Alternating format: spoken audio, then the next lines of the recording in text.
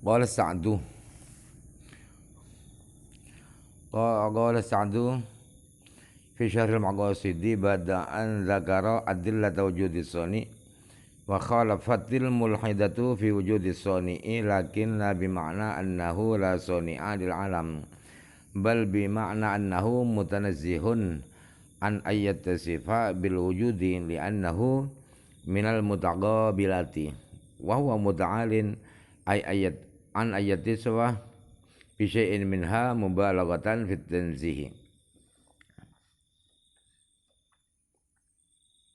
Imam Sa'duddin At-Taftazani berkata di kitab Syarah Maqasid setelah beliau menerangkan membeberkan dalil-dalil akan adanya pencipta, wujudnya pencipta alam ini, kata beliau begini, wa khalafat al-mulhidatu, kelompok-kelompok penyimpang, kelompok-kelompok menyimpang itu berbeda pendapat dengan mereka-mereka yang beragama tentang wujudnya pencipta, adanya pencipta alam. Akan tetapi tidak berpengertian mereka kelompok yang menyimpang ini berbeda, yang lain mengatakan pencipta itu ada, ini mengatakan tidak ada, tetapi maksudnya tidak berpengertian bahwa alam ini tidak ada penciptanya sama sekali, tidak seperti itu. Maksudnya mereka yang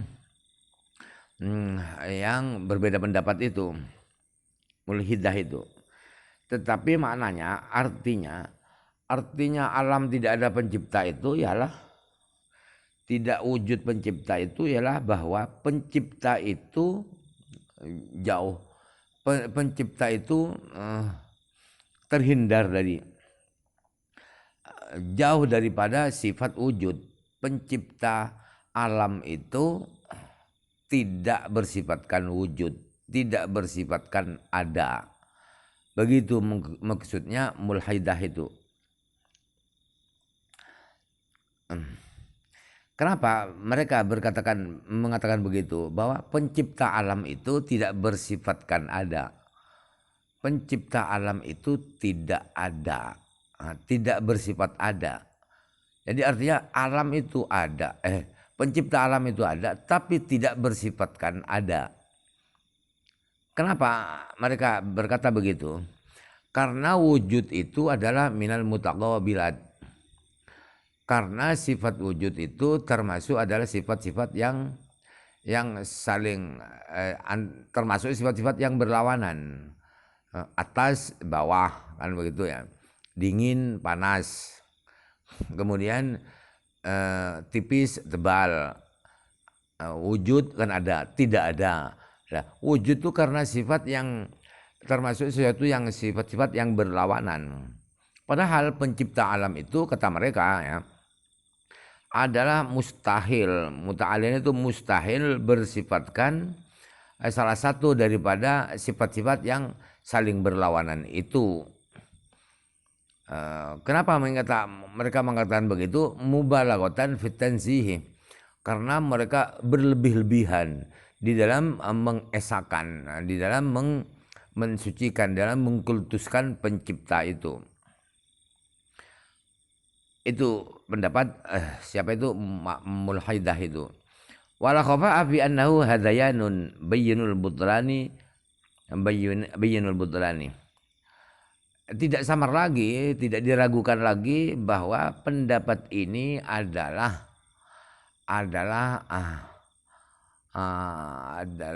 apa? Omong-omong tidak ada artinya. Omong ngoceh ya, omong ngoceh yang jelas-jelas batalnya, jelas-jelas salahnya. Wala yakhfa anna baina hadza ma qablahu min al-mukhalafati ma huwa bayyinun. Tidak samar lagi bahwa antara definisi ini dengan definisi yang sebelumnya itu sangat berbeda. Ma huwa bayyinun. Tentang bahwa alam itu wujud dengan sendirinya, tidak ada penciptanya. Yang pertama, itu yang pertama qablahu ya. Kalau yang ini versi Sa'duddin At-Taftazani tidak begitu. Pencipta itu ada, tapi tidak bersifatkan ada. Kan beda. Qaulu al-wajibatu. Kita kembali ke syarahnya dulu ya. Al-awalu min sifatil wajibati lahu ta'ala al-wujudu. Yang pertama daripada sifat-sifat yang wajib yang pasti ada pada Allah adalah sifat wujud. Wa khattulifa fi ma'nahu. Diperselisihkan ulama tentang pengertian wujud itu. Apa wujud itu? Faqala wairul imamil asy'ari wa man tabi'ahu al-wujudu iyal halul wajibatu lidzati madamati dzatu wa hadhil halu la tu'allu bi illatin.